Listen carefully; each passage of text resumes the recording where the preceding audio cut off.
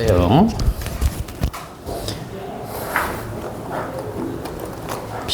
네, 그 뭐지? 응?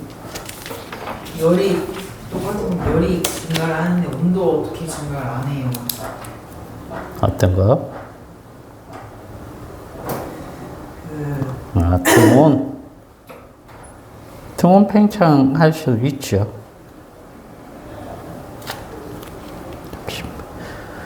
도현이, 예, 너 빵점. 예. 왜 이름 안 썼어? 귀만 쓰요.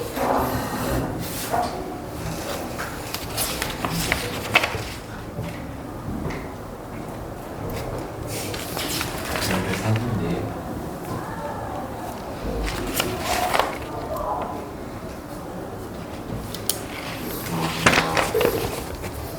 니거 아니야? 이름 어디 있어?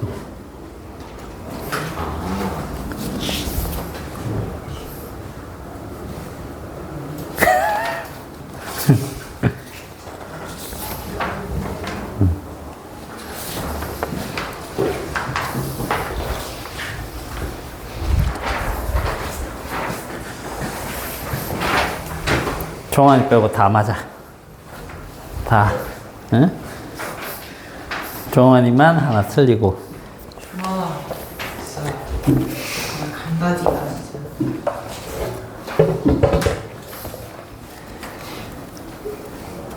자, 요거, 연력학 가정은 반드시 그릴 수 있어야 됩니다.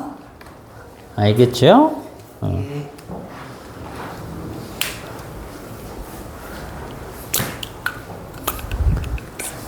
다시 한번 정리를 해 드릴게요. 저번 시간에 킥대 요거, 이용해서 일단 한번 조금 저번 시간에 했던 거 복습을 한번 해봅시다. 연력학 가정을 먼저 해볼게요.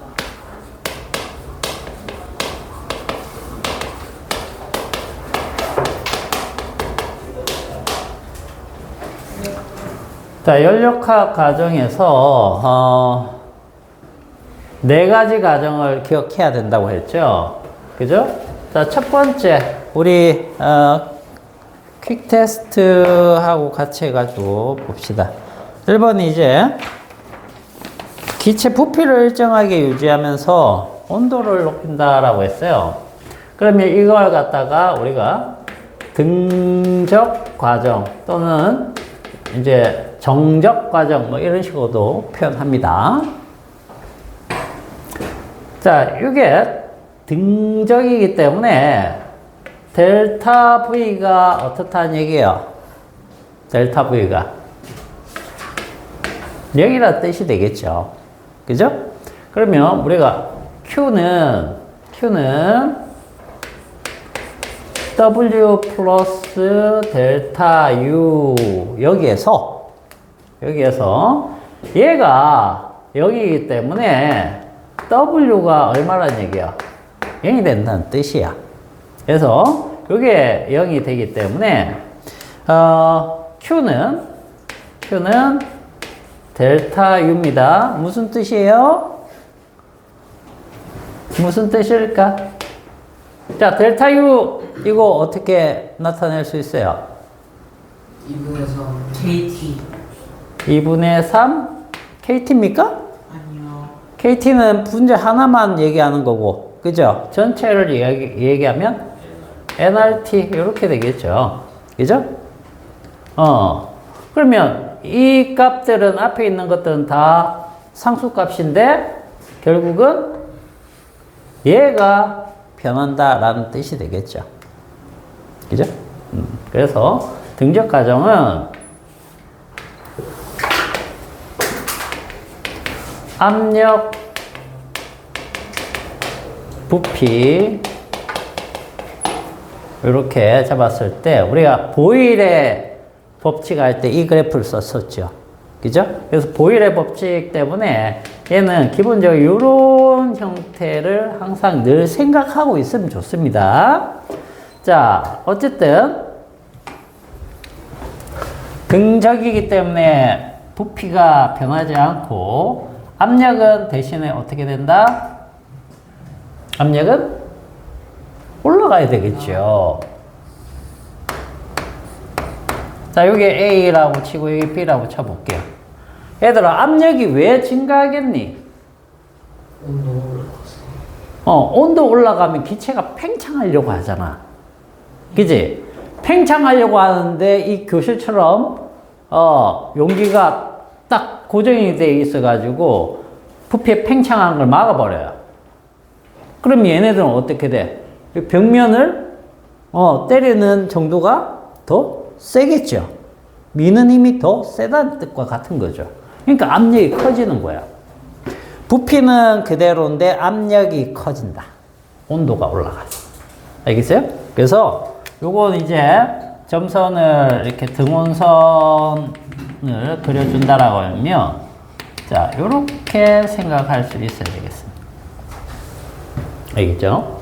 그래서 요게 T1, 요게 T2라고 하면 자, T2가 T1보다 크다.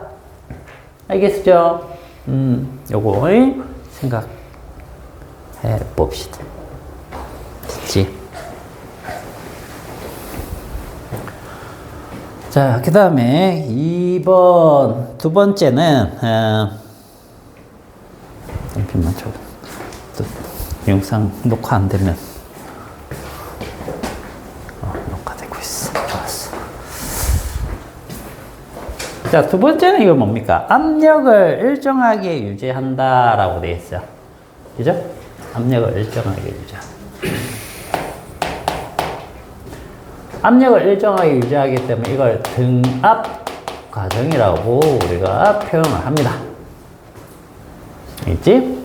자, 등압 과정에서는 델타 V가 0이 아닙니다. 알겠죠? 그리고 온도도 변화가 있어요. 델타 T가 0이 아닙니다. 그래서 두 가지 다 존재하기 때문에 Q는 W 플러스 델타 U가 되고, 그죠? 요거는 이제 P 델타 V. 이거 2분의 3 nRT. 이런 식으로 볼 수 있다는 거죠. PV는 뭐야? 요거는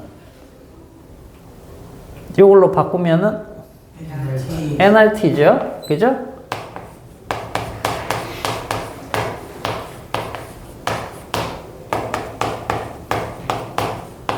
이렇게도 표현이 가능하겠네. 그죠? 자, 어쨌든 여기가 압력, 부피.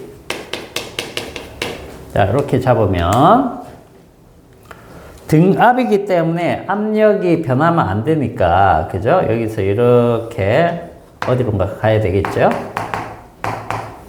자, 이렇게 팽창입니다. 팽창되고 있죠? 자, 그래서 여기에서는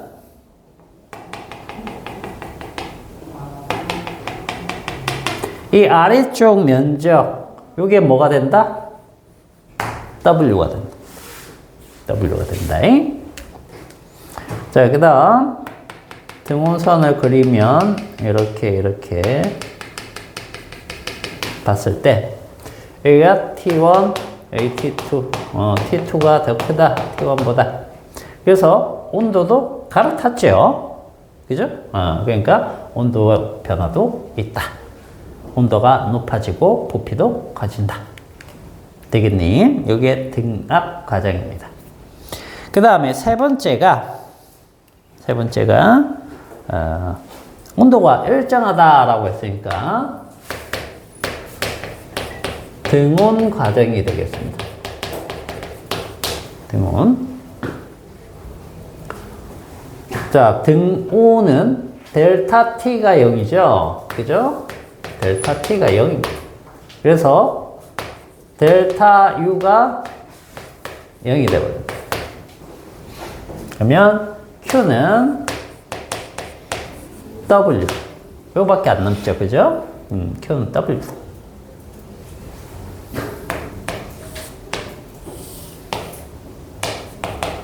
자, 여기 압력. 여기 부피.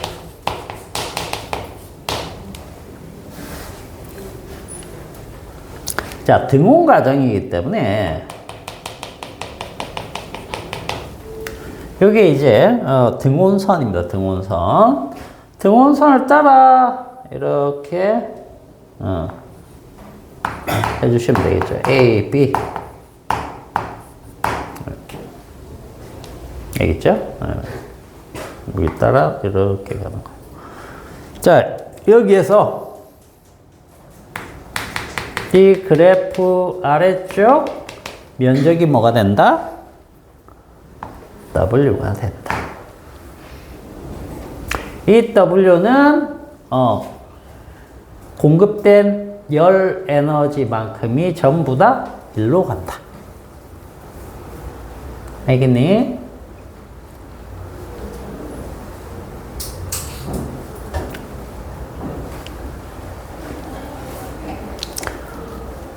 자, 그 다음에 네 번째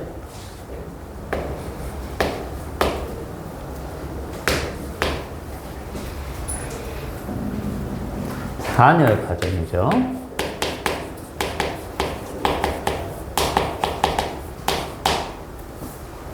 자, 단열 과정은 뭐가 0이니? Q가 0이야. 알겠지?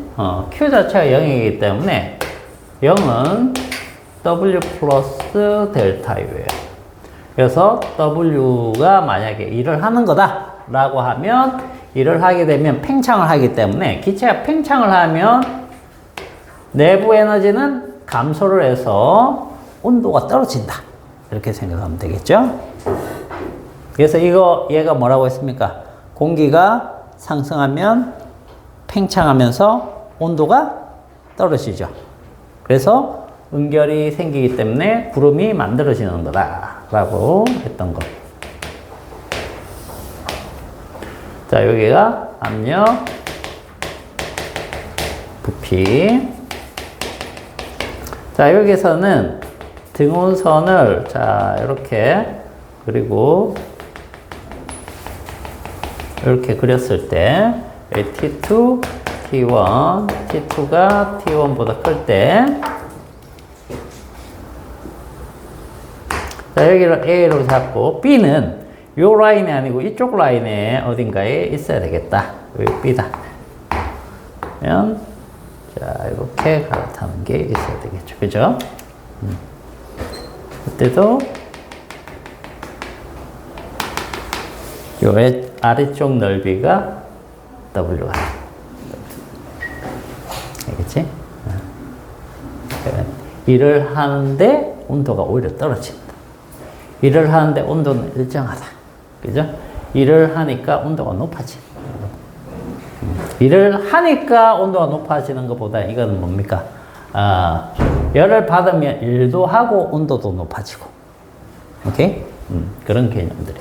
그래서 요걸 가지고 뒤에 열기관 내용을 공부를 해야 돼요. 알겠죠? 그래서 머릿속에 요게 딱 들어가야 됩니다. 자기가 그릴 수 있어야 돼. 그릴 수 있어야 돼.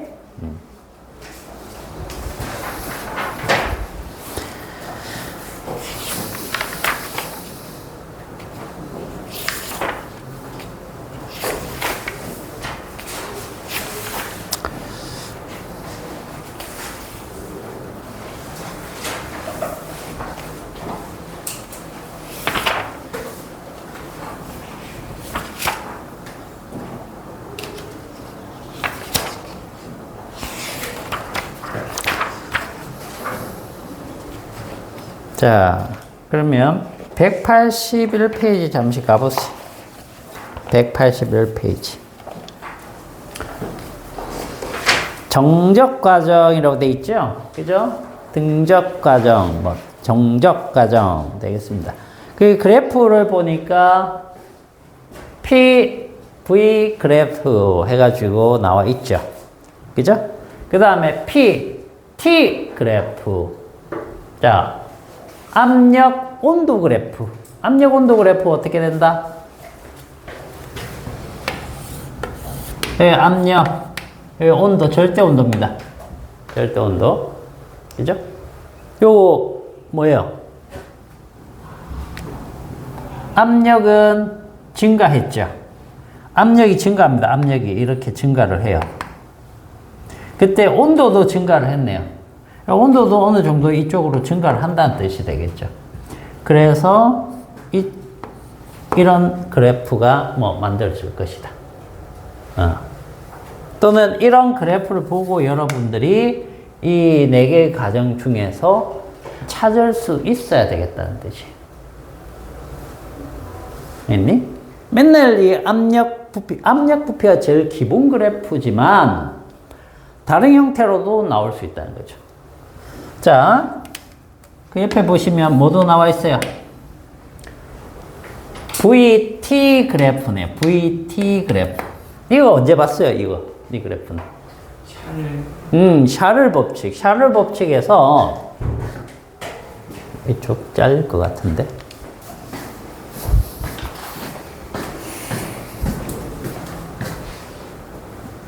잘리네. 저기 조금입니다. 샤를 법칙에서 이거 기억나니?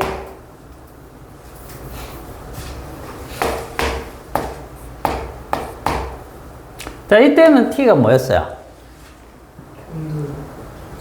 섭씨 온도. 그래서 여기서 이렇게 됐었죠. 그죠? 근데 저거는 뭡니까? 절대 온도, 절대 온도.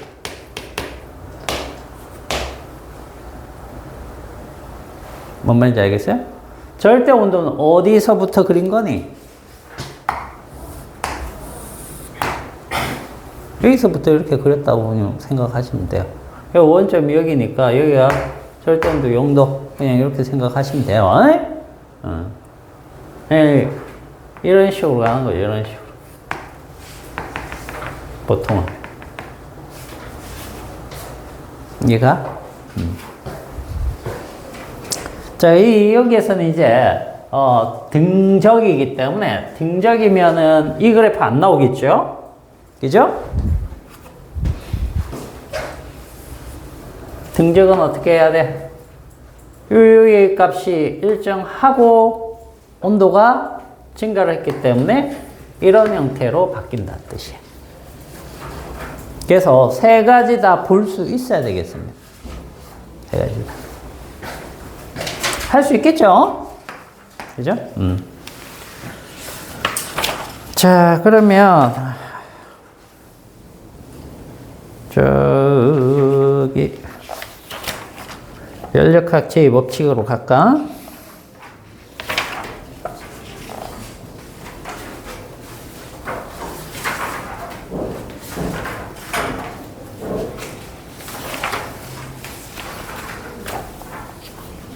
자, 187페이지 한번 가보세요. 자, 연력학 제2법칙입니다. 연력학 제2법칙은 무슨 법칙이다?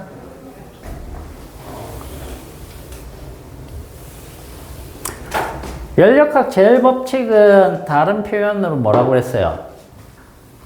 에너지 보존. 그렇죠. 에너지 보존 법칙이었어요. 그럼 연력학 제2법칙은 뭐냐?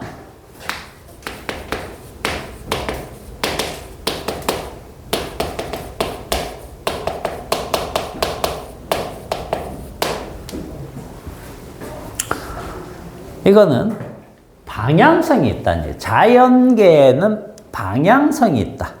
뭐가 방향성이 있느냐? 어떤 방향으로 어떤 현상이 일어나요. 그죠? 근데 그 현상이 외부에서 일을 해주지 않으면 자연적으로 다시 원래대로 올 수 있느냐? 그런 얘기입니다. 예를 들면 우리가 여기 막 수업하고, 그죠? 대충 하고 막 나갔어. 종치고. 그럼 어떻게 돼? 막 이런데 막 이렇게 돼 있기도 하고, 그죠? 막 이게 삐뚤어져 있고, 막 대충 막 이렇게 있고, 이런 식으로 변해 있겠죠. 근데 이게 다시 원래처럼 이렇게 딱 정돈되는 게 자연적으로 일어날까요? 자연적으로 일어나지 않는다는 뜻이에요. 알겠어요? 이렇게 정돈된 상태로 나타나려면 누군가가 에너지를 써서 일을 해줘야 된다는 뜻이야. 그지? 그게 모든 자연계에서 일어난다는 뜻입니다. 즉, 시간이 지나면 지날수록 흐트러지지 정돈되지 않는다는 얘기예요. 알겠어요? 그것을 자연계 방향성이 있다라고 하고, 자연계는 무질서한 정도를 무질서도라고 해요. 알겠어요? 무질서도. 그리고 요걸 뭐라고 부르느냐면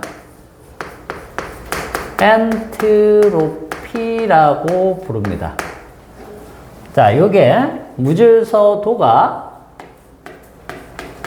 증가하는 방향으로 뭐든지 일어난다. 자연현상은. 자연현상은 무질서도가 증가하는 방향으로 일어난다는 뜻이에요. 그게 제2법칙이에요. 방향성입니다. 한번 엎질러진 물이 다시 컵 속으로 돌아올 수 있느냐? 안 들어온다는 얘기죠. 예를 들어서 이런 겁니다.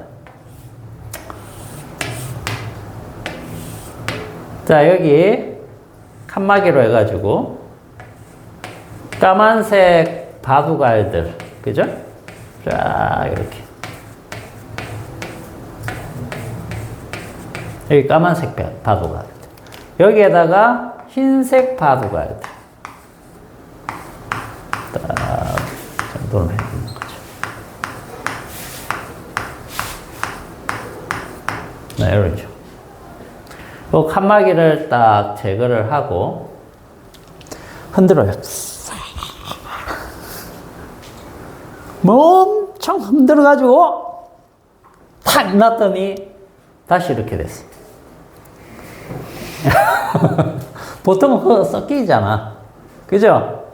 보통은 섞이는데 이걸 섞여 있는 상태에서도 막 흔들었더니 이렇게 됐어. 이렇게 될 확률이 있어요, 없어요? 될 확률이 있어요. 될 확률이 있잖아. 그죠? 이 알갱이가 많으면 많을수록 이제 그 확률이 엄청나게 적을 수 있지만 확률은 있단 말이지. 그럼 우리는 뭐라고 해요? 확률이 있으니까 일어날 수도 있잖아. 가능성이 0이 아니잖아. 일어날 수도 있죠. 그래서 일어날까? 왜 확률이라는 거는 1억 분의 1이라도 그 1억 분의 1이 먼저 나오면 되는 거 아니야? 그죠? 그런데 안 일어난다는 얘기예요. 네? 일어날 확률이 있고, 그죠? 1억 분의 1이라도 그 1억 분의 1이 첫 번째 나타나면 우리가 일어난다고 할 수 있잖아. 근데 자연에서는 그 확률이 있긴 있어도 항상 높은 쪽으로 일어난다는 얘기야. 확률이 낮은 쪽으로 일어나지 않는다는 얘기야. 그게 이 법칙이에요.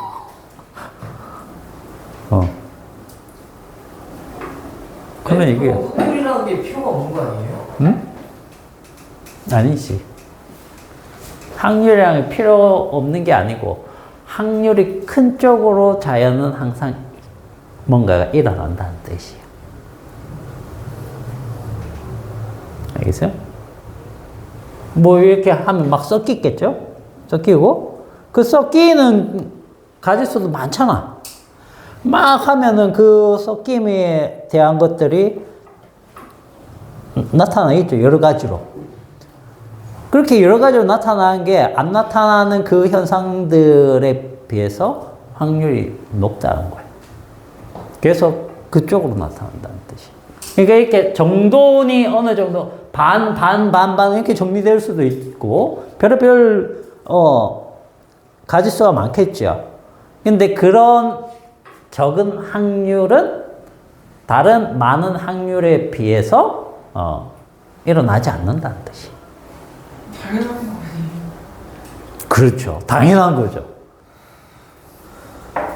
근데 우리는 뭐라고 해요? 1억분의 1이라도 확률이 있으면 그 확률 때문에 일어날 수 있지 않느냐 이렇게 생각을 하는 거죠. 그죠?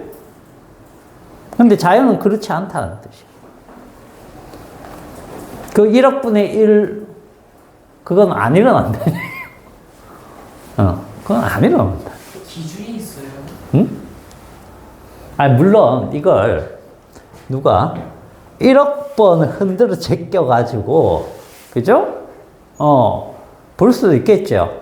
그럼 그 1억 번 중에 우연히 이렇게 안 나온다고 보장은 못하지만 자연은 1억 번을 흔들어도 이렇게 안 일어난다는 뜻이에요.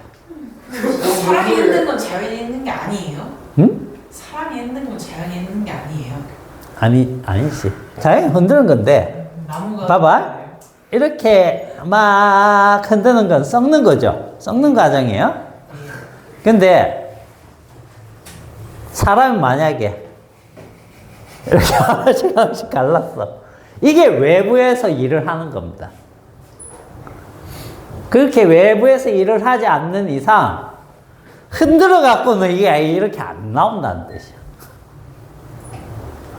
즉 자연은 무질서가 증가하는 쪽으로 간다는 뜻이에요. 여기 조금 사람들이 괴로워하는 부분이에요. 저렇게 되면 저 틀린 거예요? 저렇게 되면 저 틀린 거예요? 틀리다고는 할 수는 없죠. 아이. 근데 몇 개 정도면 가능하죠. 이 R 수가 적으면 가능할 수도 있을 겁니다. 왜? 그 확률은 상당히 크거든. 걔네들끼리 비교했을 때 확률이 적어도 예를 들면 봐봐. 뭐 10분의 5의 확률이 있고 10분의 4의 확률이 있고 10분의 3의 확률이 있고 10분의 2의 확률이 있고 10분의 1의 확률이 있어. 그지? 이러면 이거 나와 안 나와? 나오죠. 나온다는 얘기야. 나올 가능성이 있다는 얘기야. 왜? 이것도 확률이 높거든. 얘네들 중에서 얘는 확률이 분명히 작잖아요. 그럼 이것도 안 나와야 되잖아. 근데 요거는 나올 수 있다는 얘기예요. 1억 분의 1 뭐 이런 게 아니기 때문에. 그럼 그 기준이 있어야 되는 거 아니에요? 막 100분의 1도 나올 수 있고 자연이니까 좀 애매해요. 그게 우리가 얘기하는 건 그래서 뭘 얘기하는 거냐면 이렇게 요것만 해도 지금 우리가 안 나올 가능성이 높다라고 하죠. 그죠? 우리가 얘기하는 건 뭐냐면 자연이잖아. 분명히 처음 시작할 때 자연은 무질서도가 증가하는 방향으로 일어난다라고 했잖아. 자연에서 지금 유효 충돌하고 하는 화학 반응 이런 것들은 전부 다 뭐예요? 입자수가 어마무시하게 많아요. 알겠습니까? 이 정도만 해도 지금 이 정도 안 일어날 것 같은데 막 이게 뭐 그럴 것 같아 라고 하는데 자연은 입자수가 어마무시합니다. 1몰만 해도 얼마입니까? 6.02 곱하기 10의 23승기 막 이렇게 되잖아. 에? 그런 애들이 서로 막 뒤죽박죽 막 섞이고 하는 거는 우리가 확률적으로 작은 확률 그건 안 나온다는 뜻이에요.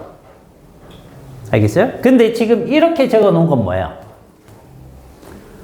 자연의 그 입자수가 아니란 얘기야. 알겠어?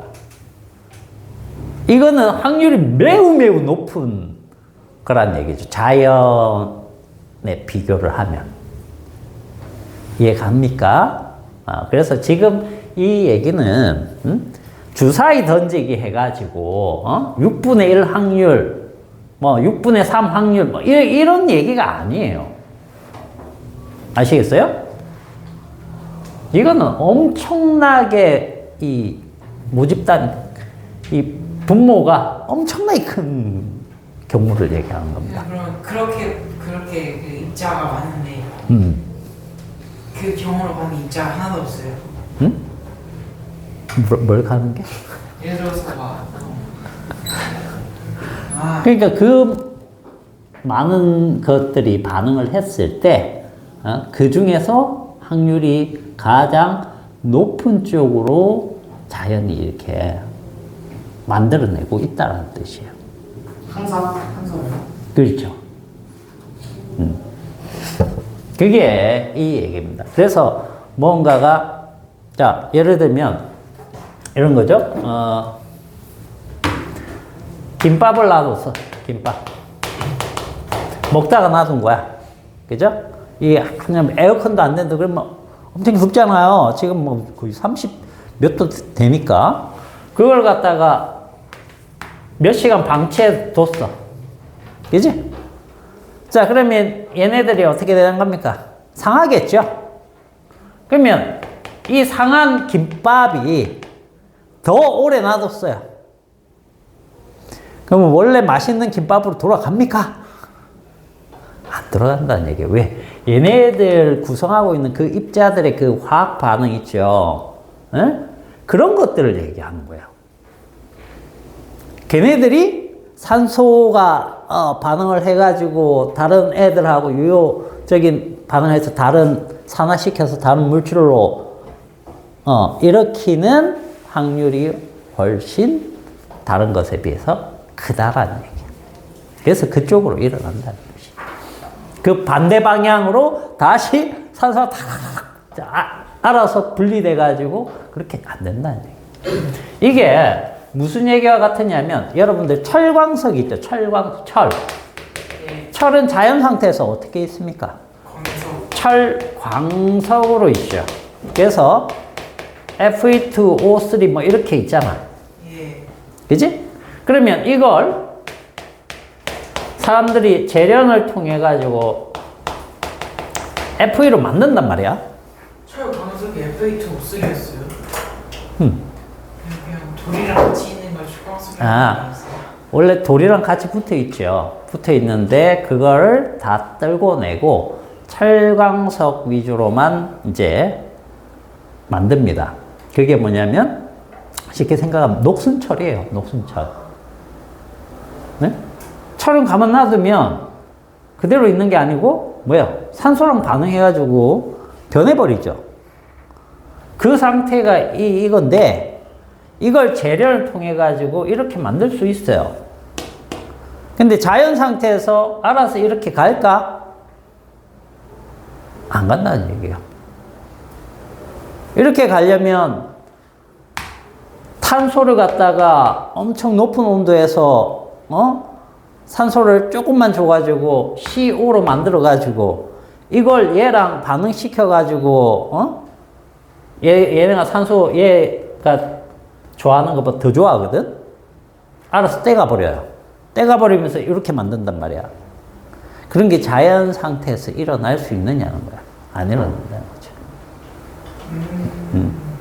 그런 확률들을 얘기하는 거야. 그래서 연력학 제2법칙은 무질서도 엔트로피라고 하는데 엔트로피가 증가하는 방향으로 일어납니다. 항상. 찝찝한데요. 찝찝하죠. 왜 찝찝하냐면 확률을 얘기해서 그래요. 그죠? 그래서 아인슈타인도 그랬잖아. 양자역학을 못 받아들이겠다 한 거는 왜? 확률 얘기를 해서 그래요. 양자역학에서 확률 얘기를 해가지고. 그래서 아인슈타인도 신은 주사위 논리를 하지 않는다.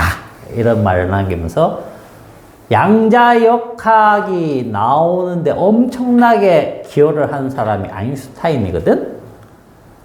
알겠어요?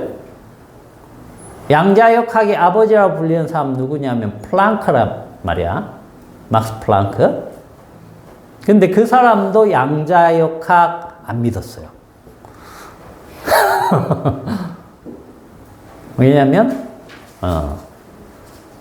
확률을 못 받아들이는 거예요. 여기에서 이 확률을 또 우리가 쓰는 확률로 생각을 하기 때문에 이해가 잘 안 되는 거야. 알겠어? 1억 분의 1 일어날까? 1억 분의 1 확률이 일어날 것 같아요? 안 일어날 것 같아요? 그래서 일어날까 안 일어날까 고민하죠? 1억 해봐야 얼마입니까? 1억 10의 8승. 10의 8승이죠.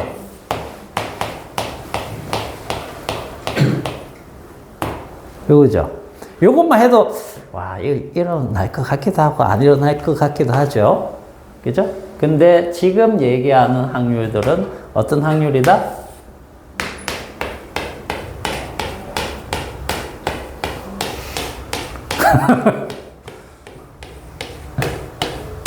뭐 분의 1 이런 확률을 얘기한단 말이야. 안 일어나죠. 선생님. 1억 분의 1 확률을 1억 번 돌렸을 때 나올 확률이 얼마일까요? 뭐라고? 1억 분의 그건 모르지 나도.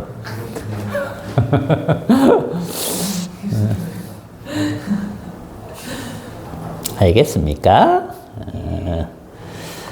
자, 그러면 여기 한번 봅시다. 제2법칙에서 조금 중요한 것을 한번 보죠. 가역현상과 비가역현상이라는 표현이 있습니다. 기본적으로 가역현상이라는 것은 안 일어난다고 생각해도 됩니다. 알겠어요? 물론 이제 화학 반응에서는 이렇게 변했던 게 이렇게 다시 변하기도 해요. 알겠어요? 그거는 이제 그 조건에 따라서 왔다 갔다 하는 경우가 있습니다. 실제로 그렇게 되는 경우들은 있지만 그거는 좀 뭐라고 할까요? 일반적인 가역 현상이라고 보기는 조금 힘든 부분이 있는데 대부분은 자연계에서 일어나는 대부분은 그냥 비가역 현상입니다. 한번 일어나면 절대 안 일어나는 거예요. 그리고 화학 반응에서 일어나는 그 가역 현상은 일종의 확률이 비슷하기 때문에 어떤 조건이 되면 확률이 비슷해지기 때문에 이쪽으로도 일어날 수 있다는 거예요. 그게 이제 여러분들이 나중에 그 배우는 그 뭡니까? 이름이 갑자기 생각이 안 나냐?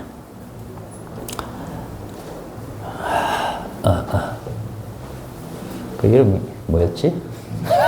뭐예요? 어떤 거예요?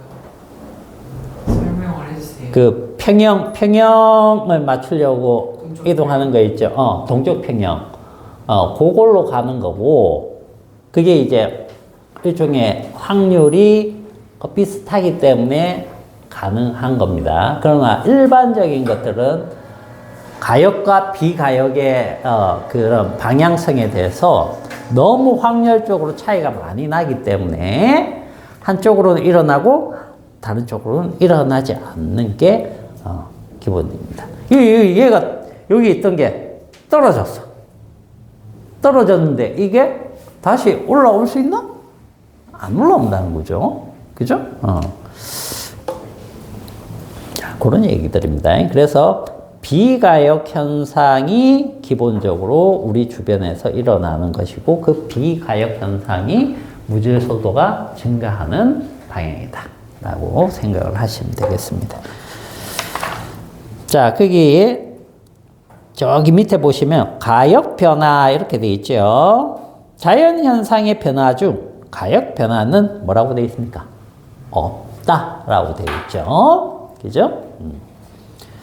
자, 마찰이나 저항이 없는 이상적인 역학적 변화는 가역적 현상이다. 근데 마찰이나 저항이 없을 수가 있나요? 없죠. 우리가 이론적으로는 이렇게 공부할 때 그런 가정을 세워갖고 하지만 그러지 않으면은 없습니다. 그래서 만약에 그게 된다라고 하면 어떤 일이 벌어지는 거죠?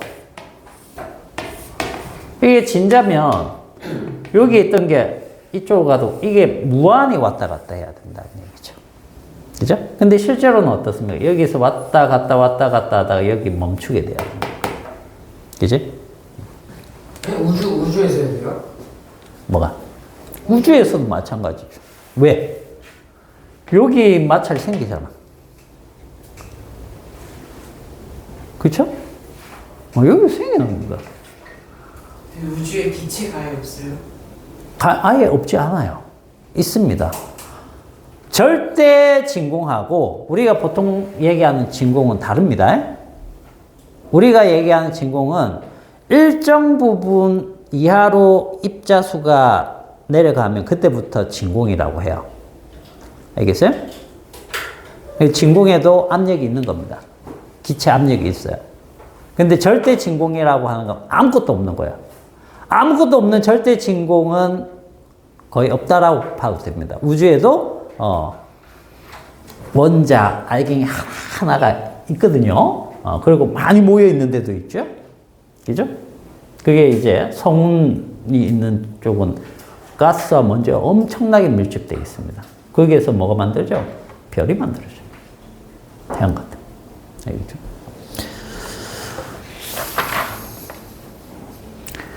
자, 그렇게 보시고 나머지는 쭉 읽어보면 되는데 우리가 조금 더 챙겨봐야 될 것이 189페이지 한번 봅시다. 자, 무질서도 이렇게 나와 있죠. 무질서도 그게 엔트로피입니다. 엔트로피. 왼쪽에 있는 거는 전부 다 예시이기 때문에 뭐 읽어보시면 될 것 같고요. 자, 확률이 크다는 것은 그러한 상태로 되는 경우가 많다는 것이므로 자유롭게 변화하도록 하면 확률이 큰 상태로 이동해 간다는 거죠. 확률이 작은 쪽으로 저절로 일어나지 않는다. 여기에서 확률이 적다라는 것은 아까 얘기했죠. 어마무시하게 작은 거예요. 그렇게 생각하시면 돼요. 저런 확률에 비해서 일어나는 것은 어마무시하게 확률이 크다라는 거예요. 그래서 그쪽으로 일어나는 겁니다. 자, 우리가 생각하는 그런 확률의 범위가 아니란 겁니다. 그래서 기체 분자의 확산에서 분자들이 모두 한쪽 칸에 모여 있는 상태. 기체 분자, 이게 기체 분자라고 했으면 니네들이 쉽게 수긍을 했겠죠. 그죠? 자, 이런 거죠.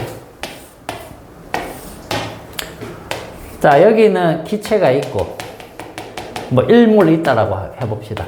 일몰. 그죠? 여기는 진공이야. 절대 진공이라고 쳐봅시다. 역몰. 심하게 해가지고. 자, 여기 이렇게 구멍을 뚫었어. 그랬더니 이게 쑥 해갖고, 0.5몰, 0.5몰 이렇게 나눠졌겠죠. 그죠? 시간이 지나면 다시 이렇게 됩니까? 될 확률이 없어요? 무슨 얘기냐면, 여기 이제 반반 들어갔어요. 입자들이. 기체 입자들입니다. 여기 반반 이렇게 들어가 있는데, 요 구멍을 통해서 팅팅팅 막 부딪히다가 보면 일로 오기도 하고 얘도 이쪽으로 오기도 하겠죠. 맞잖아. 근데 우연히 이쪽으로 가는 애들이 슉슉슉슉 가고 얘네들은 팅팅팅팅 부딪혀가지고 이쪽으로 안 들어가고 그래서 이쪽으로 들어갈 확률이 있어요 없어요? 있잖아. 적긴 적지만 그러나 그런 확률에 기대서 일어나지 않는다는 얘기예요. 자연현상.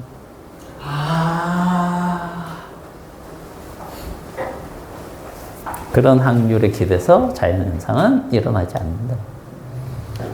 이 고체가 확산을 해요. 응? 고체가 확산을 해요. 고체는 뭐냐에 따라서 다르지만 확산은 아니고 증발은 가능한 경우가 있죠. 고체가 증발을 해요. 승화를 하죠. 성화현상. 기본적으로 계속 해요.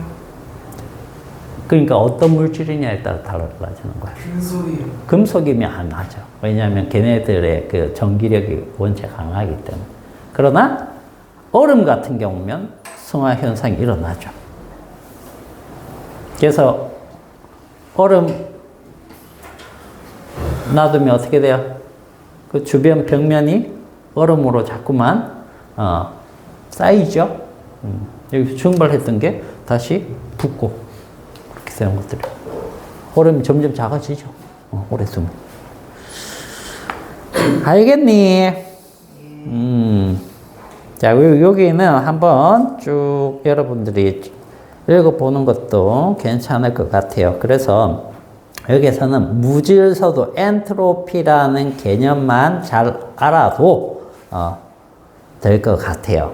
알겠죠? 그래서 연력학 제2법칙은 자, 저 밑에 좀 굵게 적혀 있는 내용을 한번 봅시다. 자, 어떤 개를 고립시켜서 외부와의 상호작용을 없애주었을 때 그런 걸 고립계라고 합니다. 알겠죠? 자, 그 개의 분자나 원자들은 더욱더 불규칙한 운동, 즉 무질서한 운동을 하게 되는 쪽으로 어떤 현상이 일어나며 그 반대 현상은 일어나지 않습니다. 이렇게 표현하기도 하고요. 그 밑에 이제 클라우지우스의 표현도 있고 켈빈 플랑크의 표현 뭐 이런 것들이 있는데 클라우지우스 얘도 이제 연력학에 좀 영향을 많이 준 사람이고 켈빈경 알죠? 켈빈 이 사람들은 당연히 이쪽에 많은 공을 세웠기 때문에 얘네들이 얘기하는 것들 한번 볼게요. 자, 클라우지우스는 열은 고온에서 저온으로 흘러간다. 근데 열이 스스로 저온에서 고온으로 갑니까? 안 가죠. 그죠? 이게 연력학 제2법칙 설명하는 거예요. 알겠어요? 연력학 제2법칙입니다. 그래서 만약에 저온에서 고온으로 열이 이동하는 걸 가지고 어떤 열기관을 만든다. 그러면 그 열기관은 무슨 열기관이 되겠어요? 제2종 열기관이 되는 거예요. 그리고 그걸 만들 수 있다 없다? 없다는 뜻이야. 그렇게 표현될 수 있습니다. 자, 그 다음에 켈빈 플랑크의 표현 한번 볼게요. 일정한 온도의 물체로부터 열을 빼앗아 이것을 모두 일로 바꾸는 순환 과정. 자, 이게 무슨 뜻이냐? 자, 요거 거기다 옆에다 적어놔라.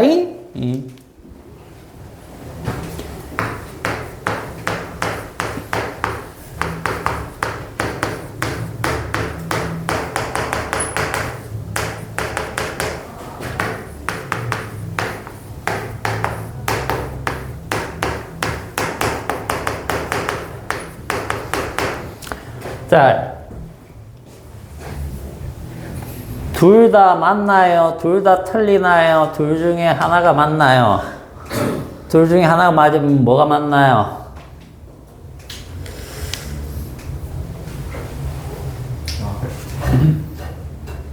둘 다 틀려요.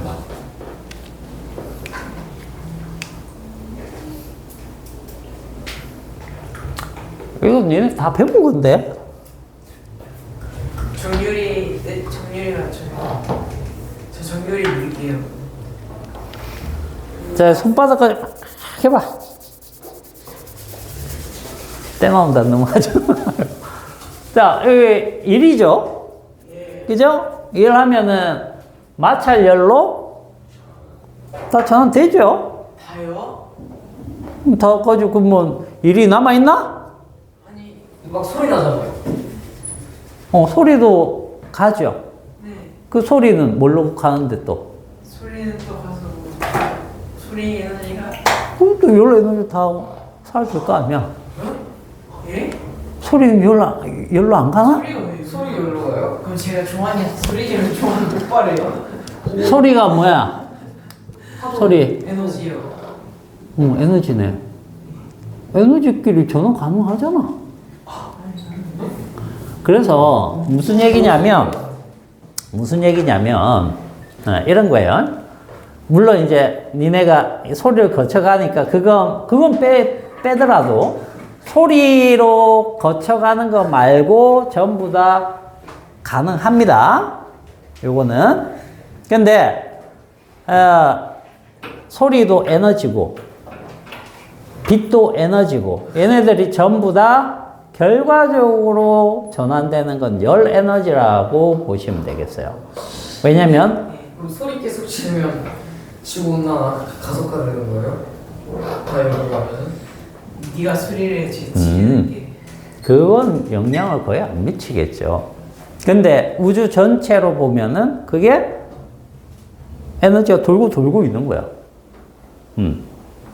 내가 이렇게 막 소리를 지르잖아. 여기가 밖으로 나갈 수 없는 공간이라고 치면 계속 얘기하면 이 진동이 어디로 가는 거예요? 벽에 전달되겠죠. 그죠? 전달되는데 그 소리가 만약에 벽에 흡수가 안 되면 어떻게 되겠니?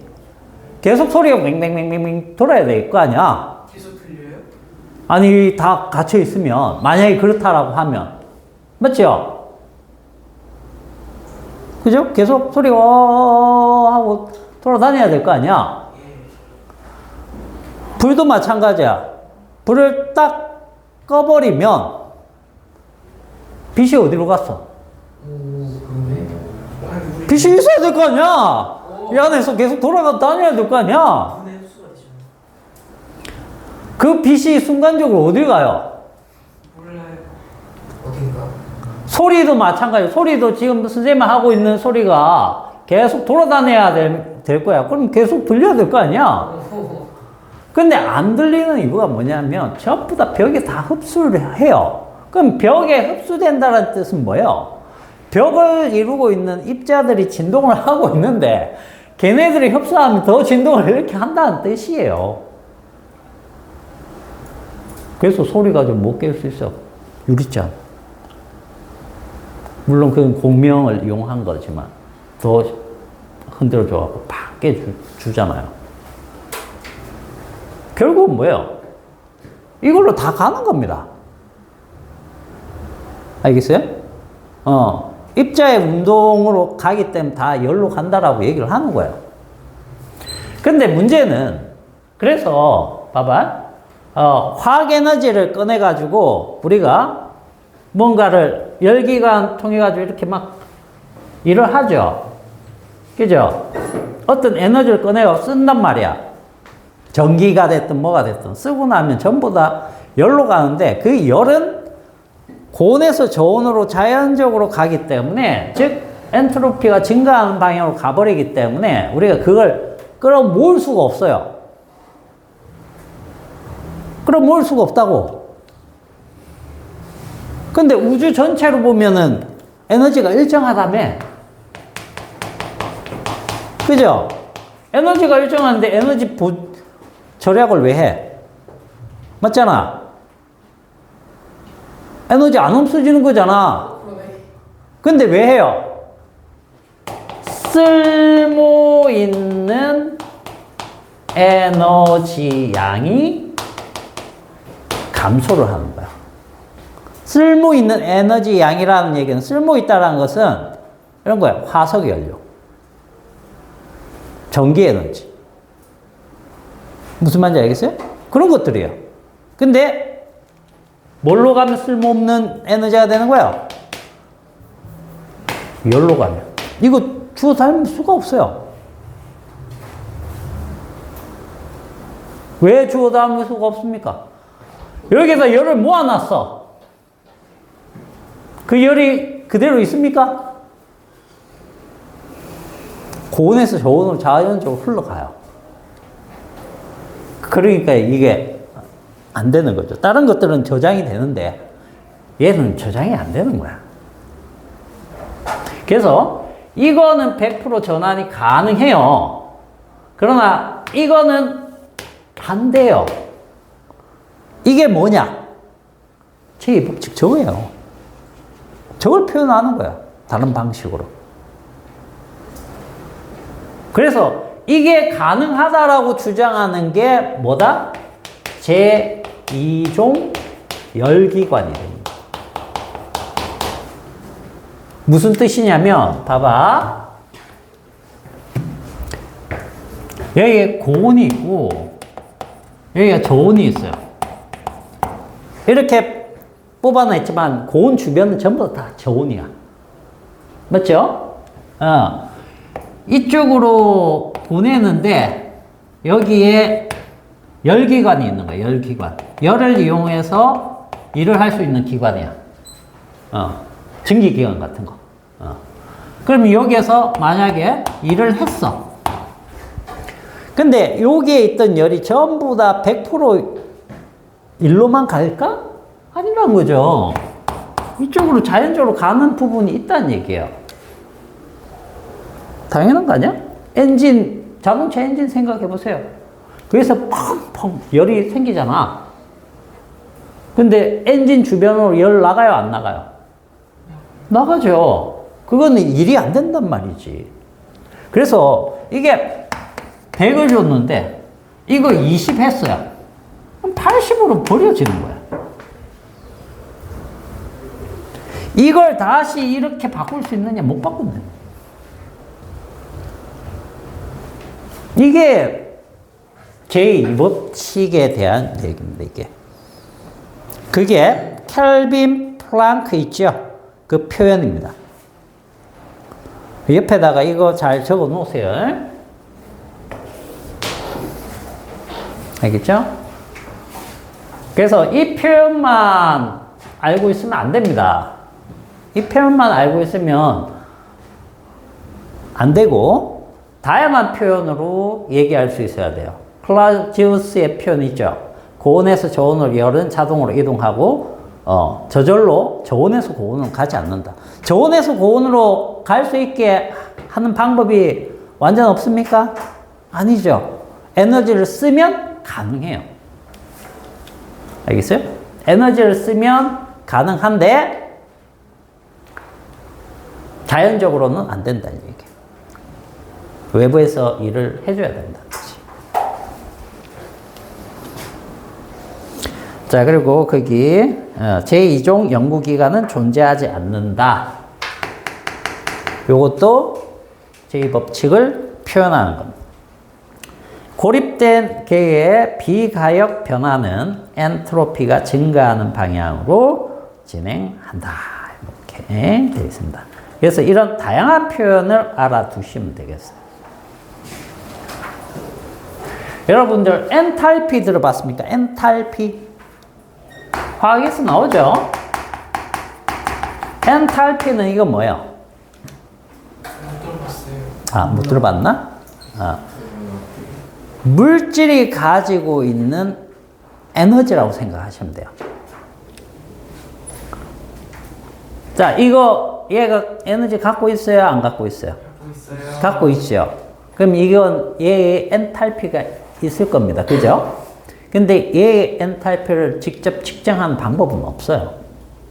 없는데 얘가 어떤 변화를 딱 하고 나면 엔탈피가 차이가 날 수 있겠죠. 그죠? 그 차이는 우리가 구할 수 있습니다. 그리고 그 차이가 유의미해요. 얘가 가지고 있는 고유 엔탈피는 사실 얼마인지 그건 별로 중요하지도 않아요. 그걸 가지고 보통 이제 엔탈피라고 해서 화학에서 주로 쓰는데 이 엔탈피하고 엔트로피를 구분하셔야 됩니다. 나중에는. 알겠죠? 같은 게 아니에요. 학생들 많이 헷갈려 하더라고. 자, 그래서, 그걸 봐두시고, 우리 제2종 연구기간 한번 볼까? 190페이지 잠시 한번 보세요. 예.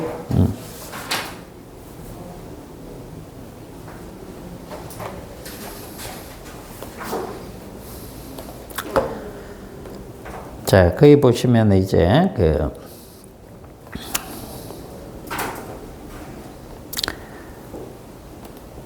배가 해수 있죠. 해수는 뭘 많이 가지고 있습니까? 열이요. 열을 많이 가지고 있죠. 그죠?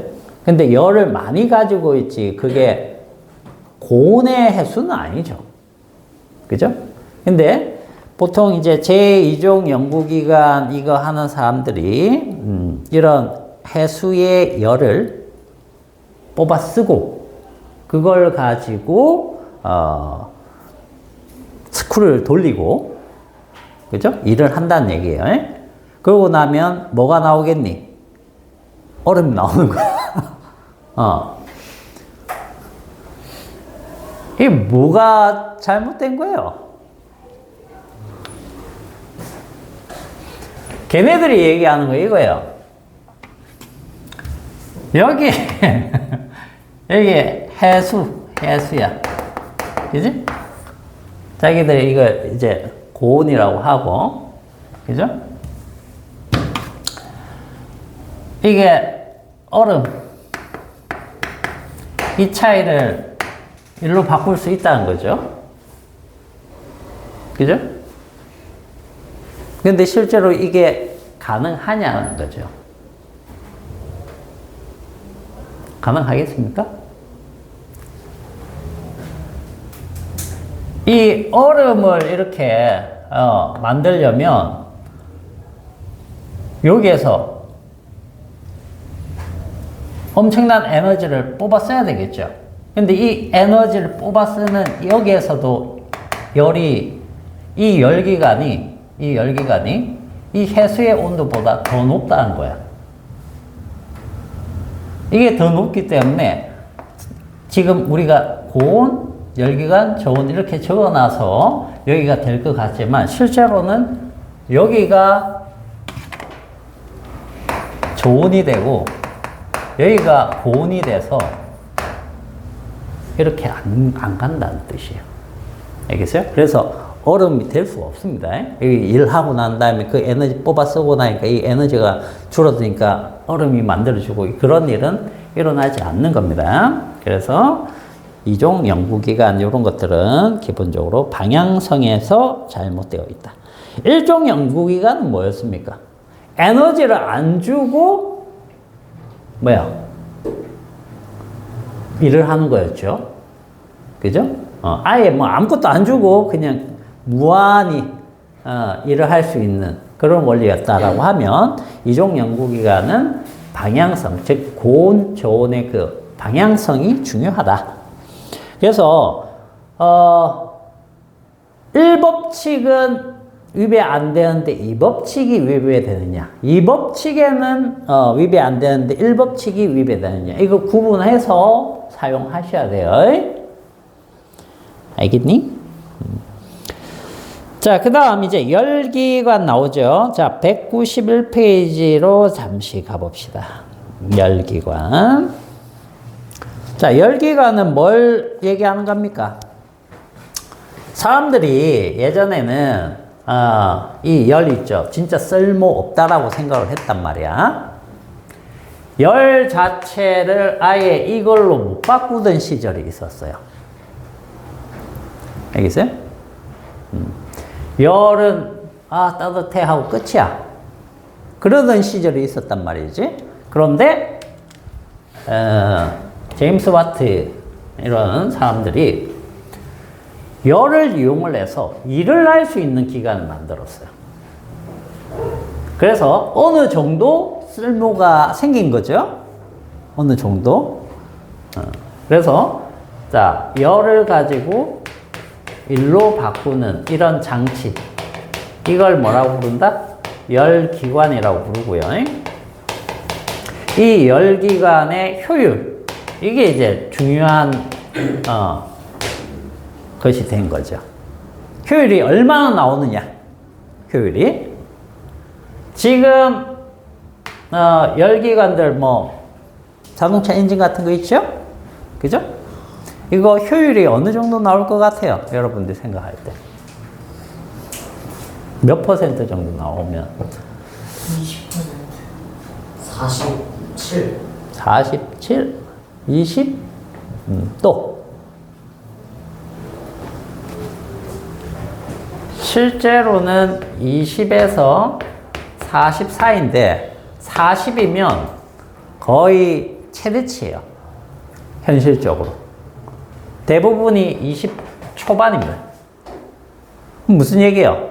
100을 들였는데 20 정도 쓰고 나머지 다 갖다 버려요. 그런 얘기와 같은 거예요. 40 정도면 거의 카르노 기간에 맞먹는 양입니다. 실제로 카르노는 한 60까지 나오는데 효율이 굉장히 낮습니다. 생각보다. 그런데도 우리가 그 열기관으로 지금 다 쓰고 있는 거죠. 그죠? 자, 그래서 열기관, 거기 이상적인 열기관이라고 나와 있는데 그것만 먼저 한번 보고 갈게요.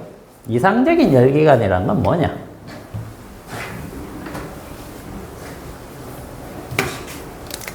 자, 우리가 이제 카르노라는 사람이 연구한 건데 카르노 기관이라는 게 있어요.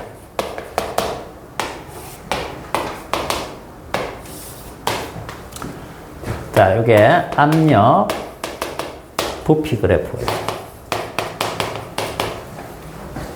자, 압력 부피 그래프는 아까 이렇게 등원선이 이렇게 있죠? 그죠? T2, T1 뭐 이렇게 했을 때 T2가 T1보다 크다라고 하면 자, 여기서부터 만약에 시작한다라고 치면 등원 과정을 이렇게 합니다. 등원 과정. 그 다음에 단열 과정을 또 한번 해요. C라고 쳐볼게요. 그 다음에 다시 등원 과정을 이렇게 하고 그 다음에 다시 단열 과정으로 이렇게 가면 이게 한 사이클이 되는 거야. 한 사이클. 예를 들면 우리 이런 거 자동차 엔진이 있으면 실린더가 있고 피스톤이 이렇게 있죠? 그죠? 그럼 여기에 가스가 들어오고 그 다음 여기에다가 스파크를 일으키면 여기가 폭발을 해줘요. 그러면 이게 들리겠죠? 그죠? 들리면은 이 정도 올라왔을 때 이쪽에 구멍이 있어서 이쪽으로 가스가 배출됩니다. 그러면 기체압이 떨어지기 때문에 다시 무거운 피스톤은 다시 떨어지겠죠? 그때 여기서 다시 연료 넣고 폭발시키면 또 올라가고 이걸 반복하는 거예요. 그럼 이 왕복을 갖다가 회전 운동을 바꾼 게 자동차 엔진이잖아. 맞아? 이렇게 되는 건데 이게 한 사이클이라고 생각하시면 돼요. 뻥 터지면 올라갔다가 다시 내려오고 이런 한 사이클이 있는데 이 한 사이클 동안 우리가 일을 한다라고 하면 그 일값이 이 값이 돼요. 알겠어요? 맞나요? 요 폐곡선이 되는데 요 안쪽에 이 값만큼을 일을 하게 되는데, 등온, 단열, 이렇게 엔진을 만약에 가동시킬 수만 있으면 우리가 뽑아낼 수 있는 최고의 효율을 자랑하는 엔진이 된다는 얘기예요. 그걸 우리가 카르노 기관이라고 해요. 그럼 카르노 기관은 어떤 얘기가 되느냐면, 자, 자동차 회사에서 엔진을 하나 만들었어요. 엔진을. 그죠? 엔진을 하나 만들었는데 이 엔진의 조건을 가장 이상적인 조건으로 계산을 해보겠다는 얘기예요. 어느 정도 효율이 나오는지. 마찰 무시하고 뭐 다 무시하고. 알겠어요? 딱 계산을 때려봤더니 60%가 나온 거예요. 그러면 이 값이 누구의 효율이냐? 이 새로 만든 A라는 엔진의 카르노 기관 효율이 되는 거예요. 그래서 카르노 기관이라는 것은 어떤 엔진의 열기관의 최대치라고 생각하시면 돼요. 이론적으로 뽑아낼 수 있는 최대치의 엔진이 카르노 기관이고, 그때 효율이 최대치 효율이다. 이렇게 생각하시면 돼요. B라는 엔진을 또 만들었는데, B라는 엔진은 이상적으로 딱 해봤더니 55%가 나와요. 그러면 B의 카르노 기관 효율은 55%다. 이렇게 보는 거예요. 상한선이라고 생각하시면 돼요. 알겠어요? 근데 실제 효율은 어떻느냐? 실제 계산을 했는데 50% 나왔다. 완전 구랍니다. 이건 잘못 계산한 거예요. 잘못된 거예요. 차이가 어마무시하게 나는 거예요. 실제로는. 알겠어요? 실제로는 그런 조건들을 현실적으로 넣게 되면 이것과 차이가 많이 납니다. 그래서 카르노라는 사람이 연구를 해서 이 과정들을 반복해서 일으켰을 때 이 일이 여기에 공급된 에너지에 대한 그 최대치가 되는 겁니다. 이건 현실적으로 일어나지 않는 거예요. 근데 현실적으로 일어나는 것 중에 요즘 연구하는 엔진 중에, 자, 우리가 자동차 엔진은 보통 내연기관이죠. 그죠? 전기기관은 외연기관이에요. 알겠어요? 외연기관 중에 스털링 엔진이라는 게 있어요. 스털링 엔진이 현재 연구가 많이 되고 있는데 효율이 상당히 높게 나오는 엔진 중에 하나인데, 얘는 어떤 과정을 거치느냐 하면, 자, 이거 무슨 과정? 등온 과정이죠. 그 다음에 바로 뚝 떨어져요. 이거 무슨 과정? 등적이죠. 등적. 그 다음에 다시 이렇게 이 라인 타고 갑니다. 이거 무슨 과정? 등온. 그 다음에 그대로 또 올라가요. 무슨 과정? 등적. 이런 식으로 엔진이 형성되는 건데, 이게 이론상 효율이 굉장히 좋습니다. 다른 엔진들에 비해서. 그래서 이게 외연기관이거든요. 그래서 외연기관 연구가 요즘은 또 활발하게 진행되고 있어요. 어쨌든 이거는 열기관인데, 카르노 기관은 그 이상적인 열기관의 대표적인 모델이다. 이렇게 생각하시면 되겠습니다.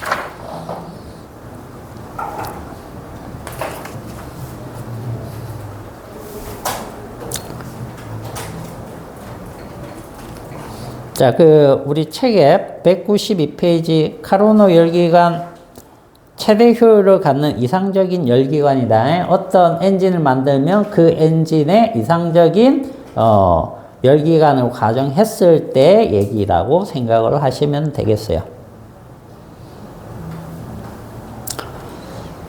자, 그 정도로 보시고 효율은 다음 시간에 좀 할까? 아이고, 시간이. 다음 시간에 일단 효율 좀 하고요. 그 책이 새로 다음 시간까지 아마 안 나올 것 같거든. 그러면 우리 여기 다음 시간에는 조금 문제를 조금 풀어 볼 겁니다. 알겠죠? 문제를 앞에 거랑 뭐 시간 되는 대로 최대한 조금 우리가 풀어보도록 하죠. 그렇게 합시다. 자, 오늘은 여기까지 하고 책이 만약에 나오면 책으로 하면 되니까 책 나오기 전까지는 일단 문제를 조금 풀 테니까 그렇게 하시고